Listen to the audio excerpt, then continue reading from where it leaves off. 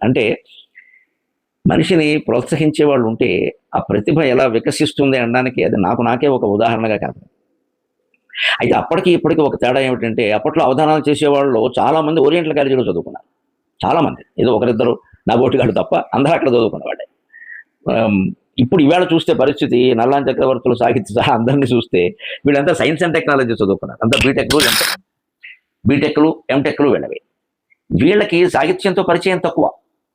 కానీ కొంతమంది సాహితీ కుటుంబాల నుంచి వచ్చిన వాళ్ళు కావడం వల్ల, కొంతమందికి జన్మాంతరమైన సంస్కారం, కొంతమందికి సహజమైన అభిరుచి, దాన్ని మెరుగుపెట్టుకోవాలనే ఒక తపన ఉండడం వల్ల ఈవేళ వీరు చెప్పినట్టుగా అవధానాలు చేస్తున్నటువంటి 10 మంది పైన కూడా టెక్నాలజీ నుంచి వచ్చిన వాళ్ళే ఉన్నారు సుమారుగా. అంచేత మళ్ళీ మనకు ఒక ఆశ ఏమిటంటే ఈ విద్యా విధానం మారినా కూడా ప్రతిభావంతమైన ప్రక్రియ అవధానానికి లోటు లేదు అని ఒక నమ్మకం కలుగుతుంది. పైగా అది అవసరం కూడా. అవధాన ప్రక్రియ ఎందుకు అవసరం అంటే ఈవేళ గమనించండి, ఈ బీటెక్ ఎంటెక్ చదివి సాఫ్ట్వేర్ ఉద్యోగాలు చేస్తున్న వాళ్ళు ఎవ్వరి ముఖాల్లో కూడా వెలుగు కనబడడం లేదు. ఒక 100కి 10 మందిని ఆనందంగా చూస్తే అది సంతోషించాలి. లేదా 10 మందిలో వెలుగు లేకుండా 90 మందిలో ఉంటే మనకు ఆనందం. కానీ 90 మందిలో లేదు. ఎందుకంటే నెత్తి మీద కత్తి వేలాడుతుంది. ఎప్పుడు ఉద్యోగం పోతుందో తెలియదు. ఇప్పుడు ఆర్టిఫిషియల్ ఇంటెలిజెన్స్ వచ్చింది, ఇప్పటికే వచ్చేసింది. ఇంకా మిథోస్ అని కొత్తది వచ్చింది, ఆంథ్రోపిక్స్ అన్నారు, రకరకాలు కనిపెట్టారు.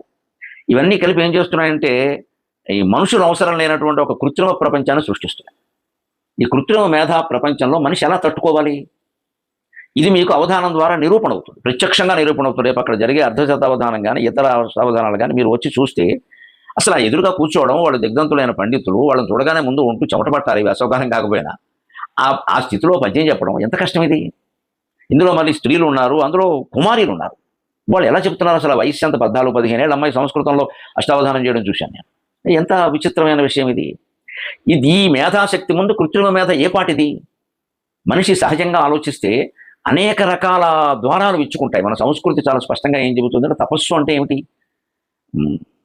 నామజపం చేస్తున్నప్పుడు నామంలో ఉండే ఒక సిలబల్, ఒక పదం రెండో పదానికి మధ్యలో విరామం ఉంటుంది. నమ శివాయ అంటాం, నమహకి శివాయకి మధ్యలో విరామం ఉంది. నమః అన్న దాంట్లో నాకి మహాకి మధ్యలో విరామం ఉంది. శివాయ అన్న దాంట్లో సీకి వాకి యాకి మధ్యలో కూడా విరామం, అతి స్వల్పమైన విరామం ఉంది. సెకండ్లో వెయ్యవంతు కావచ్చు, కానీ ఉంది.